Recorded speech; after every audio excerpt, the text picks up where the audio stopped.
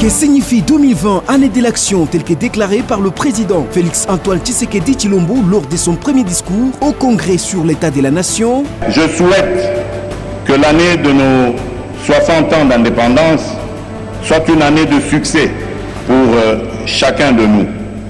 Il nous faut dès maintenant nous remettre en question. Je décrète 2020 l'année de l'action.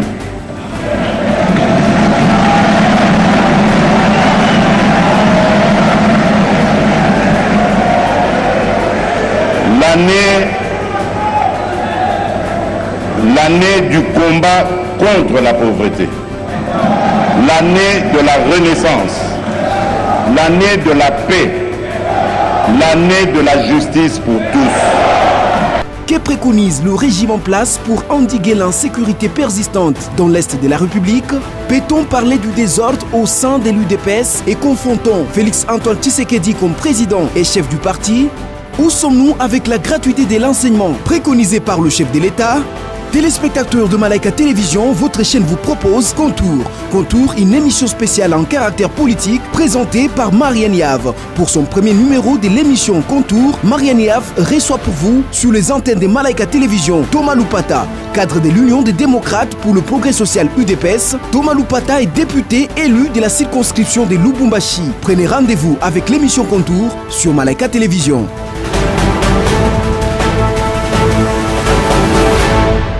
Fidèles téléspectateurs, nous vous disons bonsoir, vous qui avez choisi Malaika Télévision pour en savoir plus sur les questions politiques. Et déjà, j'aimerais vous dire que vous aurez l'habitude de suivre régulièrement ce nouveau magazine Contour. Contour qui reçoit pour vous, pour cette première fois, l'honorable Thomas Lupata Mudimbi. Honorable, nous vous disons bonsoir. Bonsoir Madame Marianne, bonsoir à tous les téléspectateurs qui nous suivent et mes électeurs, les Louchois. Ça se passe bien, l'année 2020 a bien commencé?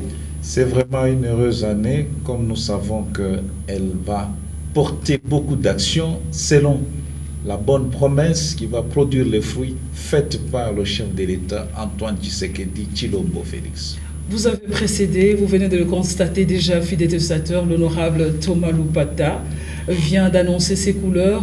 Il est député provincial élu de la circonscription de Lubumbashi et député du parti cher Antoine Félix Tshisekedi, chef de l'État.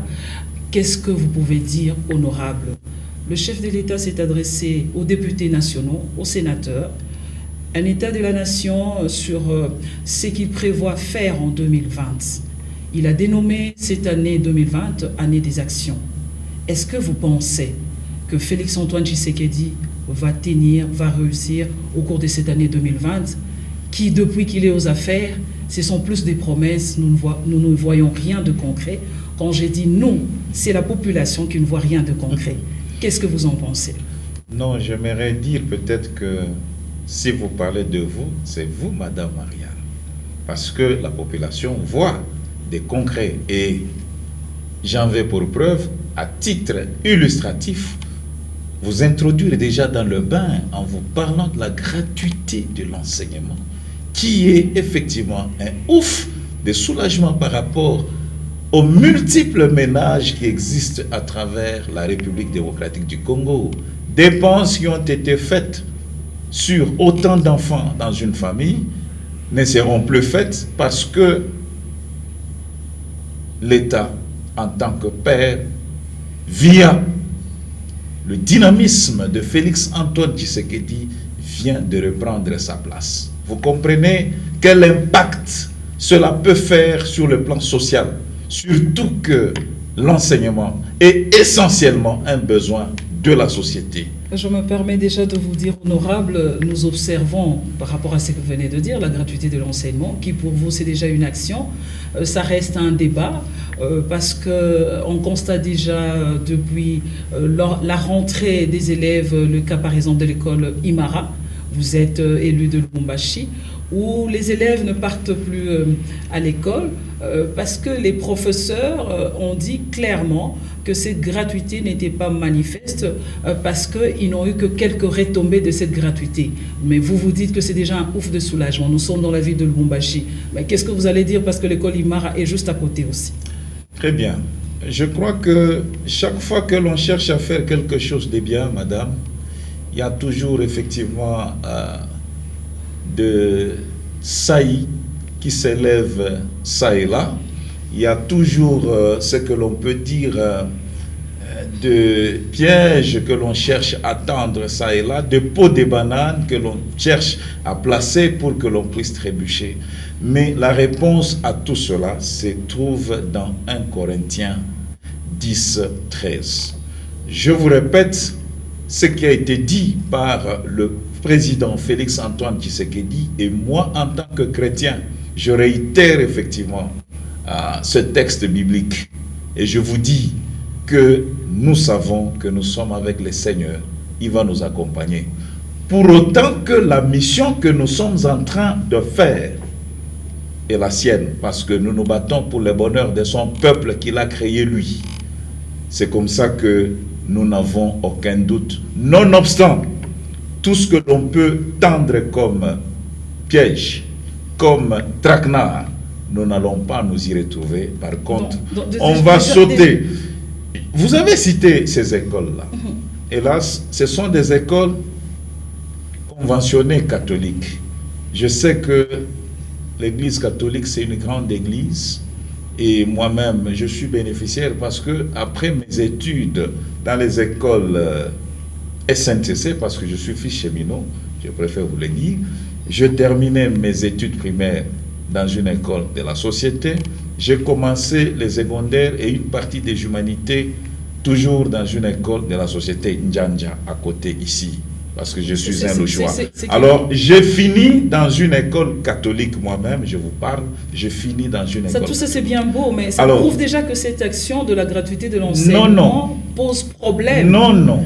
Il y a eu, certes, quand on a lancé cette mesure, des difficultés, et lui-même les a relevées à travers son discours tenu devant le Congrès, le discours qu'il a prononcé récemment.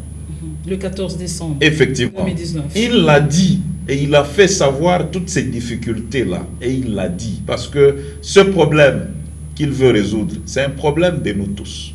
Donc pour vous... Même les enseignants, y compris ceux qui enseignent par exemple à Imara. Parce que cette gratuité, Madame Marianne, vous allez vous en convenir. Cette gratuité-là, elle n'est pas seulement bénéfique à d'autres parents qui ne sont pas enseignants à Imara.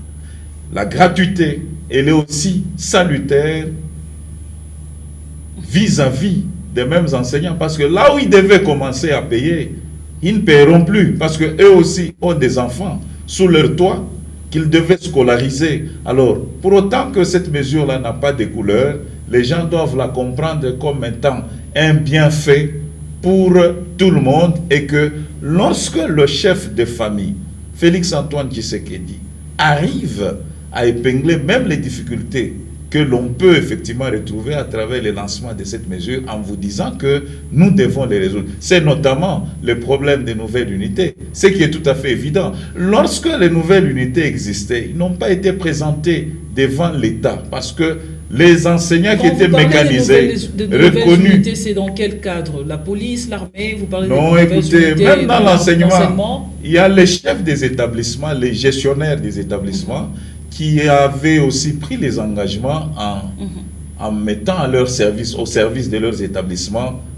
un personnel, mais qui n'avait pas été présenté à l'État pour que ça soit mécanisé. Vous comprenez? Alors, c'est toutes ces situations-là qui ont fait que pendant qu'on lance la mesure sur la gratuité de l'enseignement, puisse constituer ce qu'on peut appeler des couacs. Mais néanmoins, en rapport avec ça, le chef de l'État a répondu. Il a dit que dans un bref délai, nous allons effectivement décanter cette situation-là. Surtout que le premier budget depuis qu'il est chef de l'État, qui doit l'accompagner dans son mandat, pour matérialiser ce qu'il a comme vision et concrétiser tout ce qu'il a comme promesse faite à la nation, vient d'être voté. Le budget a été voté au mois de septembre. C'est quand même trop tôt. Plutôt de décembre. Il a été voté au mois de décembre. Monsieur l'honorable, oui. monsieur le député, je disais ceci. C'est quand même trop tôt pour qu'on essaie déjà d'évaluer l'année 2020, comme ça a été baptisé par le chef de l'État, année des actions. Mais néanmoins, vous vous êtes convaincu que 2020, on va résoudre plusieurs problèmes. Il fallait l'annoncer quand? Parce qu'elle vient de commencer. Non. Moi, je dis ceci. Et il a annoncé en 2019. Vous êtes convaincu, oui. effectivement, que 2020, ça oui. sera une année des actions. Oui, exact. Parce que, écoutez, à peine arrivé, je viens de vous dire. Oui, vous êtes ça a surpris l'opinion. Vous savez, lorsque... Quels sont les indices qui vous permettent...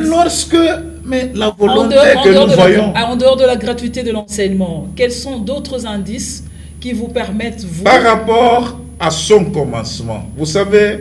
de croire en 2020. Vous savez, on croit à travers d'abord ce qui est fait. Nul ne pouvait vraiment... Donc personne ne pouvait se rendre compte que à peine entré, Félix prendrait la mesure sur la gratuité, l'application de la gratuité. C'est le seul indice que vous avez. Mais oui, écoutez, on commence. Mais sur le plan social, mettez dans votre tête que l'année 2019, c'est une année qui a été essentiellement politique. D'abord, parce que c'est l'année de l'installation des institutions. Lui-même, en tant que président de la République, c'était le 24 janvier qu'il a été installé. Et il y avait d'autres institutions comme les assemblées provinciales et l'Assemblée nationale, le Sénat et tout ça, et même la mise sur pied ou la formation du gouvernement. C'est vous dire que cette année était vraiment essentiellement politique parce qu'on était à la phase d'installation des institutions. Et les institutions là, c'est elles qui devaient animer la vie de la nation. Nous devons quand même en être conscients et comprendre que ça ne pouvait pas être dans l'année 2019 qu'on devait s'attendre à toutes les solutions. Soyons quand même terrestres, soyons quand même des humains avec des pieds sur terre, parce que nous vivons, effectivement, parce que c'est chez nous, ça se vit chez nous, ça se vit chez nous. Alors, maintenant que toutes ces institutions-là sont quand même installées, et que le budget qui est un outil indispensable pour que l'on puisse rendre visible le rêve prononcé par le président à travers différentes promesses faites. Nous pensons qu'il y a de quoi nous rassurer par rapport aux actions que nous comptons vivre en 2020, madame. Parce que le budget est là en tant qu'outil. Il va nous permettre maintenant d'atteindre tous les objectifs assignés. Voilà pourquoi on ne peut pas douter. Félix ayant rendu possible la gratuité de l'enseignement, je ne vois pas ce qui pourrait encore me retenir moi personnellement pour que je doute par rapport à la suite. Monsieur le député provincial, le temps nous dira si effectivement 2020, parce qu'on n'est qu'au 10e jour, sinon de l'année 2020, nous allons voir ce qui va se passer, donnons le temps au temps. Vous nous avez demandé, vous demandez encore une fois à la population d'être humain, d'être terrestre. Moi, je veux même ajouter d'être indulgent. Nous allons voir ce qui va se passer. L'actualité également, c'est autour, vous êtes d'élu d'EPES. Vous êtes en train déjà de démontrer que vous êtes effectivement d'élu d'EPES en défendant corps et âme le président Félix Antoine Tshisekedi. Mais il y a un problème que l'on vit en province. Votre province, la province de tout le monde, là où vous avez été élu. On n'arrive pas à gérer les partisans, je dirais même mieux les militants de l'UDPS, qui se comportent un peu en brebis égarées, qui se comportent un peu en roi dans tous les secteurs de la ville de Lubumbashi, plus précisément. Et on constate que ces militants, ces partisans, n'ont pas de mot d'ordre de travailler dans le sérieux, d'évoluer dans le sérieux. Chaque fois qu'il y a un problème, on voit tout de suite les motards qui s'exclament, on voit tout de suite les motards, des l'UDPS bien sûr, qui s'enflamment, qui mettent du feu par-ci, par-là. La question que la population se pose, est-ce qu'au sein de l'UDPS, en province, y a-t-il des cadres? Est-ce qu'il y a-t-il un interfédéral ou un fédéral qui gère l'UDPS en province? Parce qu'on n'arrive plus à comprendre le désordre fourni par les militants et les partisans de l'UDPS. Bien, merci de la question, madame. Je pense que nous devons faire une mise au point par rapport à cette question-là, qui nécessite beaucoup de lumière. D'abord, le fait d'être motard n'est pas synonyme d'être forcément membre de l'UDPS. Je préfère que cela soit retenu ainsi. Le fait d'être motard, nous savons que c'est inhérent à une difficulté que le pays a connue par rapport à l'offre d'emploi, parce que tous nous savons que le pays a pataugé longtemps dans une situation où il ne savait pas donner de l'emploi décent à ses nationaux, ce qui a fait que l'homme à la recherche de sa survie était obligé de pouvoir chercher une occupation, une activité pour quand même survivre. C'est ça le phénomène motard. D'autres le sont parce qu'ils n'avaient pas des aptitudes, par exemple, de se retrouver dans des entreprises quelque part. C'est parce qu'il y a eu discrimination, je préfère vous le dire. Discrimination. Discrimination parce que quelqu'un, par exemple, dispose de son diplôme. Il peut être un ingénieur, il peut être dans tel ou tel autre domaine. Mais par exemple, on dit qu'on ne peut pas, par exemple, engager les gens qui viennent, par exemple, d'autres provinces. Ce sont des réalités, nous ne pouvons pas nous voiler la face. Ça fait que l'humain, parce qu'il doit survivre, parce qu'il doit vivre, il devient tout de suite motard. Il cherche son argent quelque part, il peut faire un job et tout ça, il entasse. Au bout d'un certain temps, il s'achète par exemple la moto et il commence à faire vivre sa famille comme ça. C'est une bonne Alors, définition. ce sont les détails que nous devons savoir au niveau de notre pays. Ça, c'est un. Et deux, pour venir à votre question. Au sein de l'UDPS, y a-t-il un interfédéral, un fédéral? Quelles sont les structures qui gèrent? Pour répondre Parce que la plupart de motards, vous avez donné une belle définition, qui sont de l'UDPS, je ne dis pas que tous les motards sont UDPS, voilà. Ceux qui sont de l'UDPS, on constate qu'il y a quand même du désordre. C'est ce qu'il sied, par exemple, oui, de mettre comme éclairage. Oui. Mais j'aimerais vous répondre. Mon parti, c'est un parti ordonné. Moi-même qui vous parle, je suis un exemple, non? Oui, vous êtes je suis un exemple. Monsieur Thomas Loupata. J'ai grandi au sein de ce parti politique. J'ai fait tout ce que vous connaissez d'un militant. J'ai commencé de l'échelle jusque là où je commence à monter. Vous comprenez? Au bas de l'échelle jusqu'au niveau où je suis. Vous comprenez un peu? Et je vous dis que jeune, à l'âge déjà de 32 ans, Étienne Tshisekedi m'a nommé comme secrétaire fédéral chargé de l'éthique et de la conscientisation. Donc, l'idéologue du parti. Ah, ça c'est une chose dont nous avons affaire à un idéologue effectivement, il y a des années. C'est là que aujourd'hui nous avons ce problème au sein de l'UDPS. C'est là que j'en viens, madame. C'est très important. La question, elle est pertinente. Alors, l'UDPS, par rapport à sa structuration, c'est un parti qui a, au niveau de sa base, ce qu'on appelle cellule. Je suis membre d'une cellule. Bien que élu de la liste ou du parti UDPS, dans la circonscription de Lubumbashi, Thomas Loupata, identifié comme membre de l'UDPS, il appartient d'abord à une section, et ma section s'appelle Section Congo. Ma cellule, c'est Kabecha. Vous comprenez? Donc, je suis bien identifié comme membre de l'UDPS. Pour vous dire que l'UDPS connaît tous ses membres. Même tous ceux qui font le désordre. Alors, ici, je voudrais vous dire, en tant que parti organisé, l'UDPS donne la ligne à suivre parce que tout existe dans l'arsenal juridique interne du parti.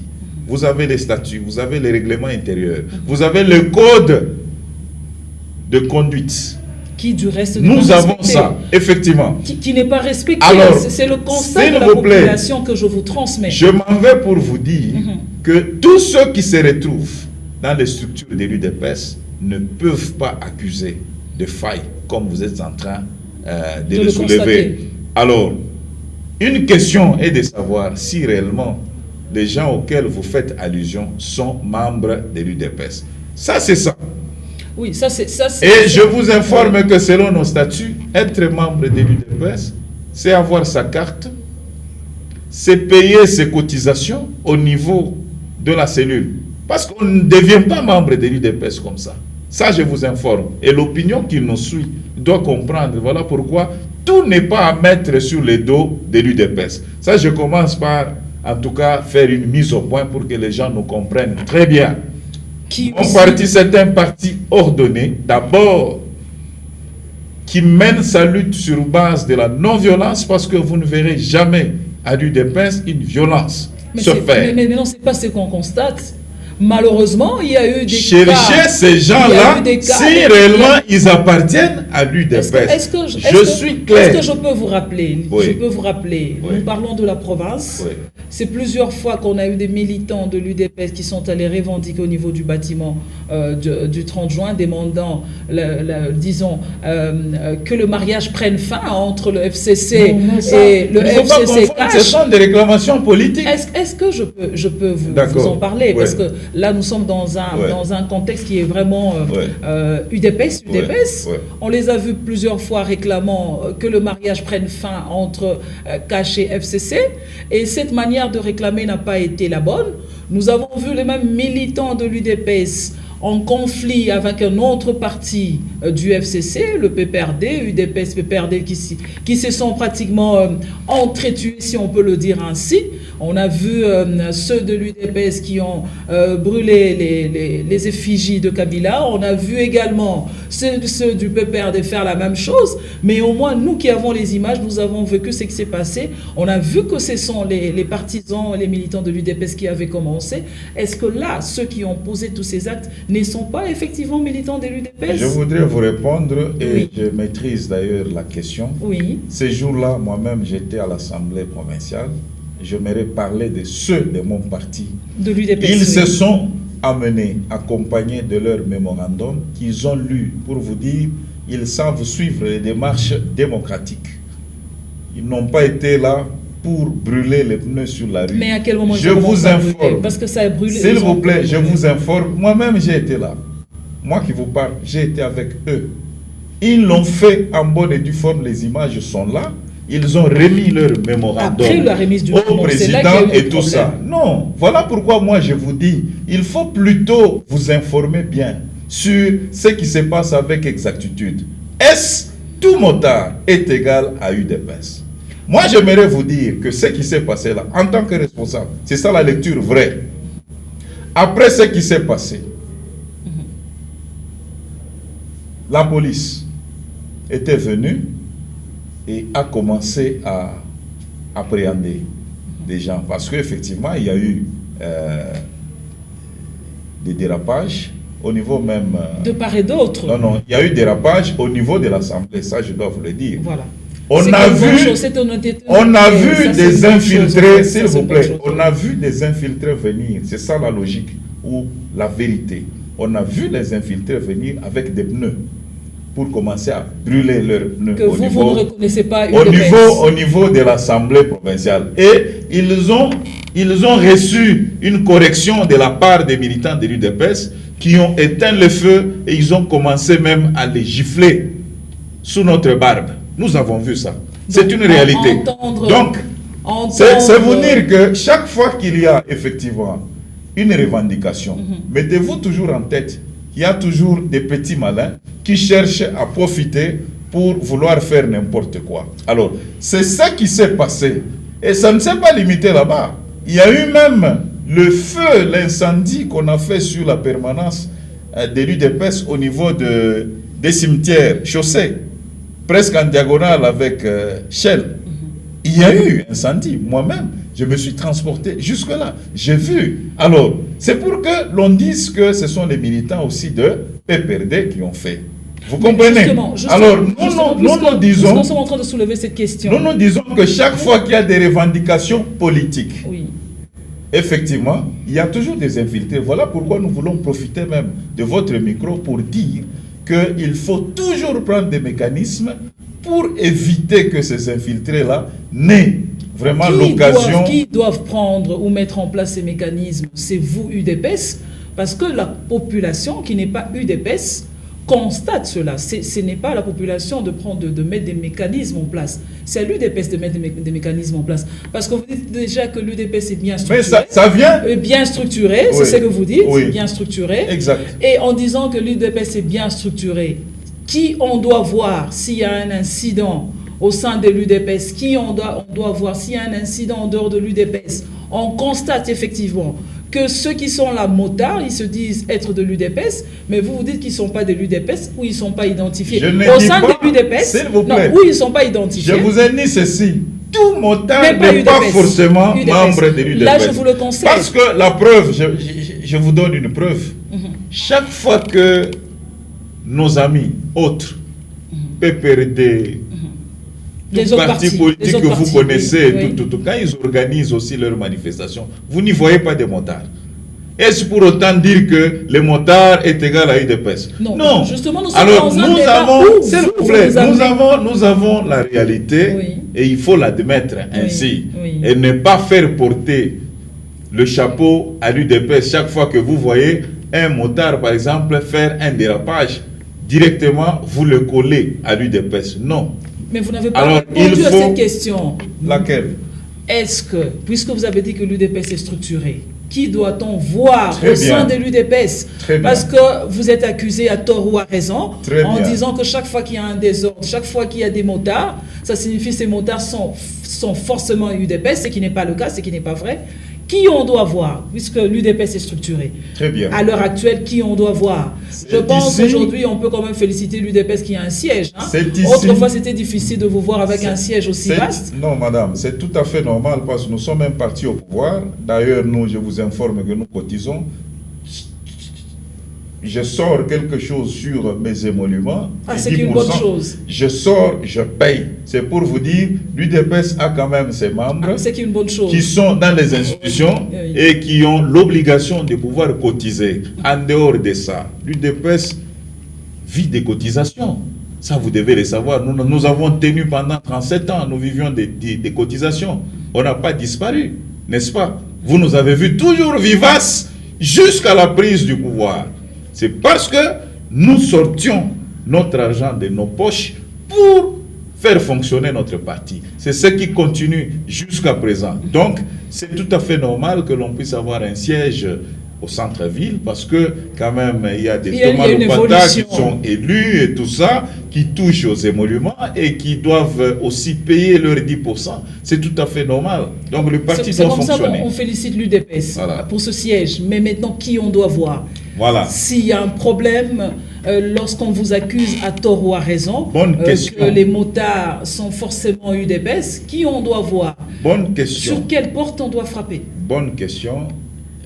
Comme dans chaque maison, il y a toujours des responsables. Au niveau de mon parti, au niveau national, vous avez le président national, le président du parti, il y a le secrétariat général, où il y a plusieurs adjoints et tout ça.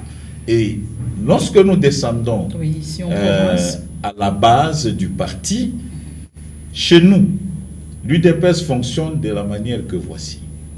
Chaque ville correspond à une fédération. Comme la ville de Lubumbashi, ville de Likasi, il y a une fédération à part entière qui dépend directement du secrétariat général. Vous avez compris?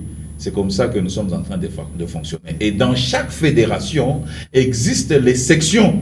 Comme dans la ville de Lubumbashi, nous avons une fédération qui s'appelle Fédération de Lubumbashi. Avec combien de Au sein de cette fédération, il y a autant de sections. Nous en avions 16 pour le moment.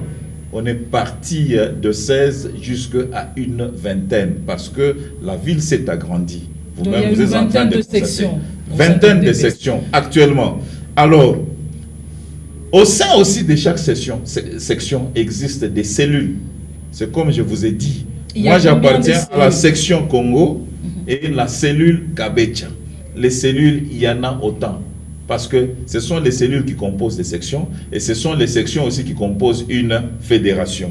Donc on doit retenir... C'est là que je vous dis, quand c'est un problème qui se passe au niveau d'une section, et la section a la valeur soit d'une commune, soit d'un grand quartier, vous comprenez un peu?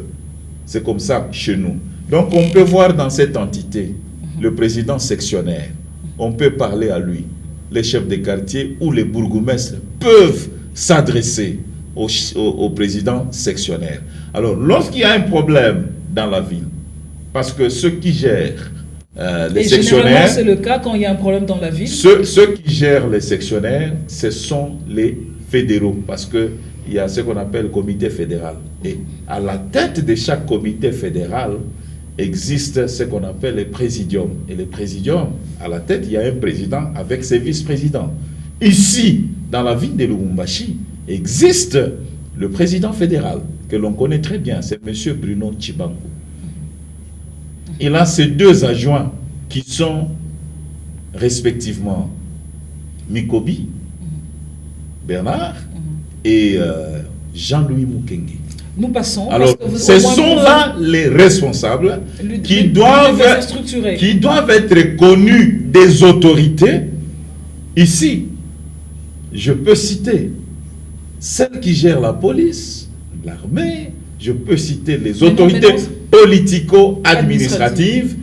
En cas de problème, les interlocuteurs valables, en dehors de nous qui sommes élus de l'UDPS, mais dans les institutions, parce que nous sommes au niveau de l'Assemblée, il ne faut pas qu'il y ait vraiment confusion par rapport à ça. Ceux qui gèrent au quotidien le parti sont les présidents fédéraux. C'est comme ça que l'UDPS fonctionne.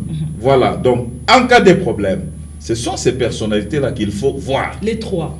Effectivement, parce que ce sont ces gens-là qui gèrent au quotidien le parti. Alors nous sommes là par rapport aux institutions, à l'Assemblée. Le parti peut donner par exemple son point de vue par rapport à telle situation au niveau et voudrait par exemple que nous puissions exprimer la voix par exemple du parti dans les institutions. Nous pouvons le faire. Voilà notre rôle. Et comme nous sommes élus chez nous, ceux qui sont mandataires, ceux qui sont élus sont d'office membres de ce qu'on appelle convention démocratique du parti, parce que c'est une structure qui appuie le parti, c'est une structure qui est prévue, pas appuyer le parti comme tel, mais c'est une structure à part entière. En dehors de la fédération, existe ce qu'on appelle la convention du parti. Et la convention du parti regorge tous ceux qui ont les responsabilités, soit au niveau des assemblées, soit au niveau de l'exécutif,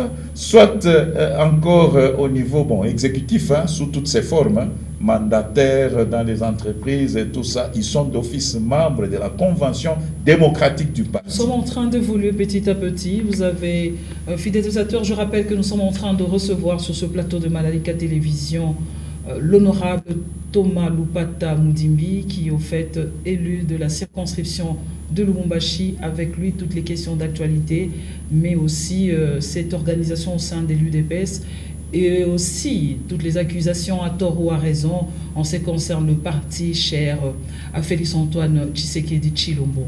Nous sommes en train d'évoluer, monsieur le député provincial. Qu'est-ce que vous pouvez dire à ce jour sur la coalition FCC Cash? Cette coalition se porte à merveille. Elle a des problèmes ou elle reste encore statu quo, surtout qu'on sait tout récemment que les deux personnalités de cette coalition, Joseph Kabila Kabange et Félix-Antoine Tshisekedi, se sont retrouvés à la Cité de l'Union africaine pour parler en tête-à-tête pendant 1h30. Est-ce que vous pensez que cette coalition se porte à merveille? Bien, madame.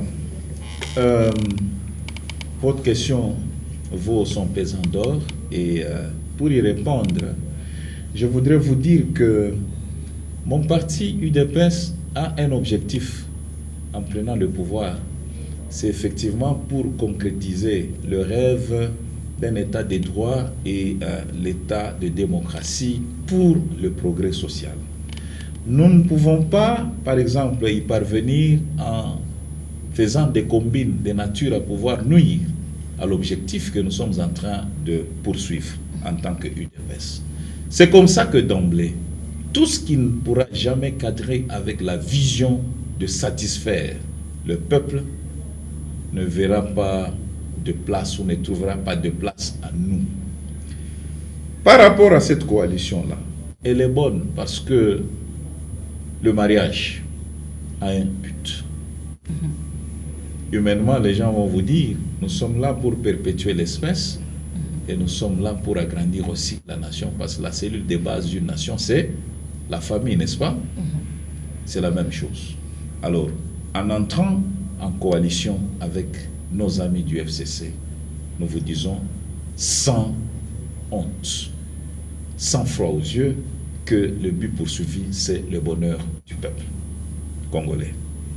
Est-ce que ce slogan, il y a toujours un slogan d'il y a des années de l'UDPS n'empêche que j'ai toujours apprécié, le peuple d'abord. Est-ce que c'est toujours valable jusqu'à aujourd'hui? Effectivement, madame, je viens de vous dire le peuple d'abord. Quand on lance déjà la mesure en rapport avec la gratuité, ce n'est pas la famille d'abord. S'il vous plaît, quand on a lancé, non, voilà, la preuve est là. Qui sont bénéficiaires de cette mesure-là? C'est les membres de la famille Etienne Tshisekedi? C'est les membres de la famille Thomas Lopata uniquement? Non. Écoutez, c'est toute la nation. Et je vais plus loin.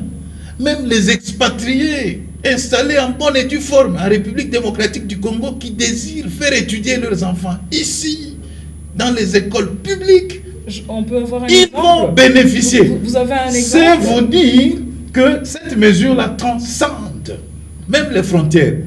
Elle est plutôt... Vous y revenez trop, cette mesure-là. Je vous dis, c'est palpable. On risque de faire toute une émission. Que voulez-vous? Parce que vous voulez que je vous illustre avec quoi?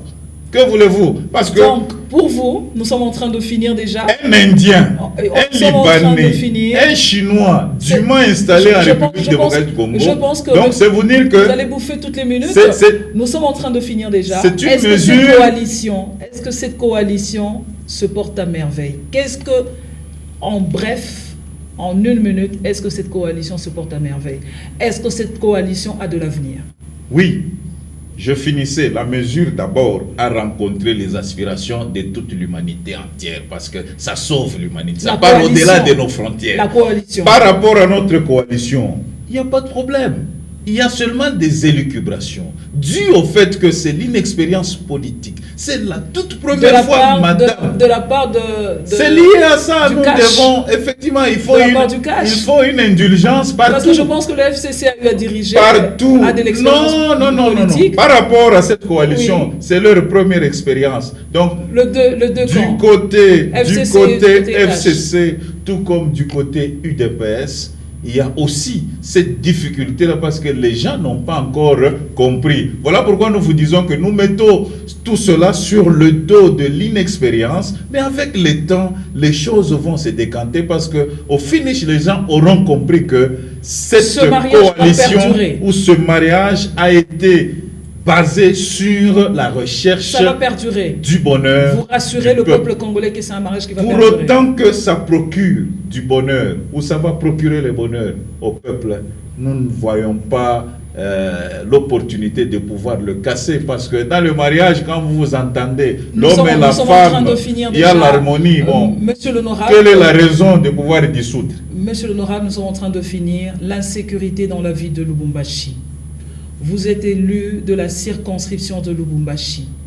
Quelles sont les stratégies, sinon 2 stratégies qu'il faut mettre en place, que vous avez proposées ou que vous souhaiterez proposer à l'exécutif provincial, qui est géré par Jacques Aboula? Est-ce que vous avez 1 ou 2 stratégies à proposer? Parce que l'insécurité, ça parle toujours dans la ville de Lubumbashi. Oui. En rapport avec ça, j'aimerais d'abord, madame, vous faire savoir qu'effectivement, au niveau de la province, le gouverneur, il est le représentant du chef de l'État au niveau de la province. Et qu'il est habitué, non, il est habilité à pouvoir procéder presque au même devoir que le chef de l'État dans son entité. il y a aussi un fait, parce que nous devons tous maîtriser le texte au niveau de notre pays. La question basée sur les instruments sur lesquels on peut s'appuyer pour que la sécurité règne, hein, ces services-là échappent en principe techniquement au contrôle, donc échappent au gouverneur, échappent à l'exécutif provincial. Stratégie. Je vous parle, par exemple, de la police nationale congolaise, les FARDC, par exemple, l'armée. Selon l'article 202 de notre Constitution, oui. Ce sont les services qui dépendent du pouvoir central. Ça, je vous dis, parce qu'il faut que les choses doivent être aussi bien comprises. De sorte que la mutation ou les égarements que l'on peut constater dans les rangs, soit de la police, soit de l'armée, il faut que les chefs hiérarchiques puissent vraiment les constater et faire le rapport à qui des droits. Là, c'est au niveau du pouvoir central, pour que l'on puisse. Vous voyez déjà, ça c'est déjà une difficulté. Mais au niveau de la province, le rôle que le gouverneur joue, c'est peut-être sur le plan logistique. Qu'est-ce qui manque à ces services pour rendre un service là attendu à la population? À l'heure actuelle, je pense qu'il a assez fait ou il se bat pour ça, non? J'aimerais un peu rester juste. Oui. Je le vois poser des actes. Des actes, oui. Il y a eu des jeeps concrets. J'ai vu des jeeps. On a vu des motos. Il y a quand même le paiement de primes. Oui. Ce qu'on peut, par rapport à ceux qui font des patrouilles et tout ça. C'est déjà quand même quelque chose. Parce que nous constatons ça. Alors, il y a par exemple du carburant sur le plan et tout ça. Ça a été fait. Alors, qu'est-ce qu'il faut encore mettre comme stratégie? Maintenant, les difficultés, parce que nous devons le définitivement. Dire. À travers les rangs de ceux qui nous servent, nos amis qui ont accepté aussi de rendre service à la nation par rapport à la sécurisation des personnes et de leurs biens, il y a beaucoup de choses à dire. Voilà pourquoi nous interpellons en même temps le pouvoir central par rapport au traitement d'abord qui concerne nos frères. Il faut quand même améliorer leur traitement, ça c'est de rare. Mais ça ne peut pas être une raison non plus pour que nos frères se livrent à l'immoralité ou à des pratiques qui sont de nature à insécuriser encore la nation congolaise. Nous devons être patients parce que nous sommes à la phase où on est en train d'améliorer le vécu quotidien de tout le monde. Merci beaucoup. Vous constatez avec moi, fidèles téléspectateurs, c'est avec un regret que nous sommes en train de chuter déjà pour ce premier numéro du magazine politique Contour. Nous avons reçu pour vous l'honorable Thomas Lupata Mudimbi, à qui nous disons merci d'avoir répondu à cette invitation des Malaika Télévision, et nous espérons que dans les prochains jours, nous allons vous avoir dans une émission débat, parce qu'il y a de la matière en ce qui concerne la politique. Nous sommes restés sur notre soif, les décideurs sont restés sur leur soif en ce qui concerne le dossier de la balkanisation de la RDC. Bye bye et à la prochaine. Merci à vous, Madame Marianne, et à la chaîne Malaika, sans oublier les louchures électeurs. Merci beaucoup.